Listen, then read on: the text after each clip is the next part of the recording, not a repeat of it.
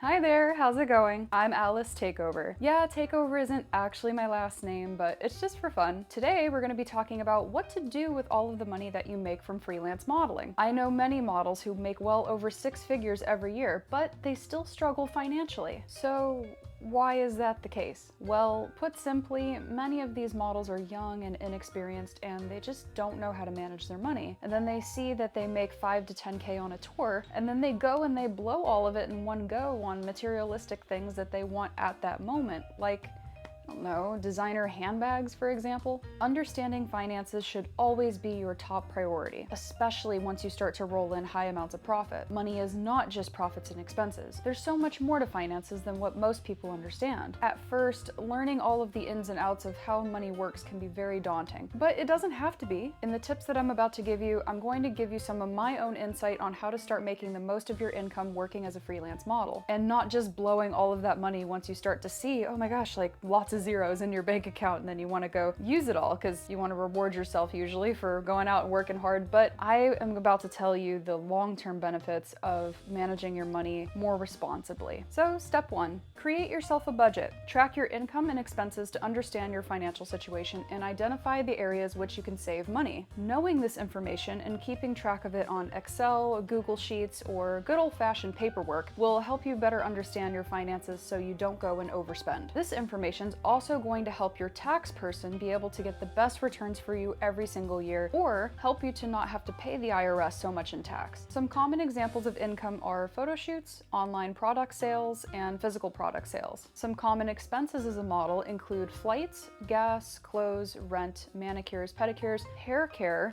facials, and sometimes your food too. Expenses can be used as tax write-offs later on. Step number 2, get yourself a CPA, a certified public accountant. CPAs will handle your taxes on a more personalized scale than, say, H&R Block or TurboTax will. Once you start to have more complex income streams and areas of expenses, a CPA is going to get you the best outcome for you during your tax season. Other cookie-cutter services like H&R Block or TurboTax won't get you the best returns from the IRS like a CPA can do for you. So, step number 3, once you have your tax information organized, set savings goals. Determine your short-term and long-term financial goals, such as building an emergency fund or saving for retirement. I think you should plan for both, and I'll tell you how to do that in these next steps. Having these specific goals are going to help you stay focused and motivated. In general, a great savings safety net for freelance models is 6 months to a year's worth of expenses available for you to use straight from your bank account. Building up a good savings account is the first thing that I recommend you work on before you go into any other sorts of investments, especially if you're starting at zero. So step number 4, reduce unnecessary expenses. So cut back on spending on non-essential items and find ways to save on everyday expenses. Just because you make $5,000 on a tour doesn't mean you should go spend all of it on clothes and shoes. You can even save on your day-to-day expenses, such as food. You should be asking yourself if it's cheaper to eat out or to cook for yourself. Most of the time, I'm not home long enough to justify buying over $100 in groceries to cook for myself. The leftover food waste that results is unnecessary, so I usually just go out to eat with friends and then I bring leftovers home to have for later. I usually can stretch a $25 to $40 meal throughout the amount of time that I plan on being in that city, and then finish it all before flying out to my next location. Also,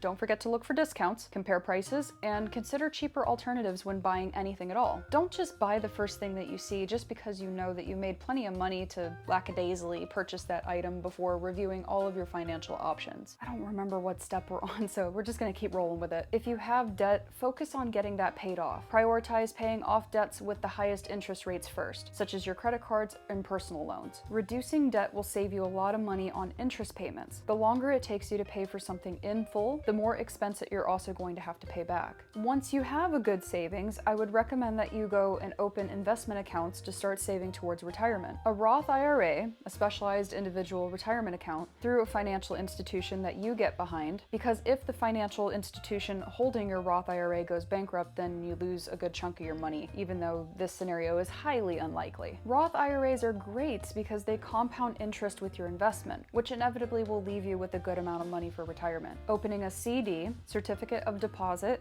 is also an option, which can help you collect interest in a more short-term investment strategy. A Roth IRA is a type of IRA that allows individuals to save after-tax dollars, meaning that the funds will not be taxed upon withdrawal because you already paid tax when you put it in. This is not to be confused with a traditional IRA where the funds are taxed upon withdrawal. A CD offers a fixed interest rate and a guaranteed return on investment, but the funds are subject to taxes upon withdrawal. Both Roth IRAs and CDs have minimum timeframes that you have to invest your money for, so make sure that you are okay investing your money for the minimum amount of time frame that they have to keep it for, otherwise you're going to be penalized with fees. So the next thing, take the time to research and learn about other different investment options, such as stocks, bonds, mutual funds, or real estate. Understand the risks and potential returns associated with each investment before delving into one of those. If you do decide to delve into riskier investments, diversify those investments. Spread your investments across different asset classes and industries to reduce risk of loss. This way, if one investment performs poorly, others may compensate. Start early and be consistent. The power of compounding allows your investments to grow over time. Start investing as early as possible and contribute regularly to take advantage of this effect. It's never too late to start though, so if you haven't already done so and you're already in your 30s, 40s, and beyond, I still highly recommend that you explore these options and invest your money somewhere. And lastly, if you need professional advice, seek that out. If you're uncertain or overwhelmed, consult a financial advisor who can provide personalized guidance based on your financial goals and your risk tolerance. All right, so that's all the tips that I have for now. I appreciate you tuning in. If you like this video, feel free to give me a thumbs up and subscribe to my channel if you would like to see more advice on the model photography industry. Thanks again for watching, and I'll see you on the next video.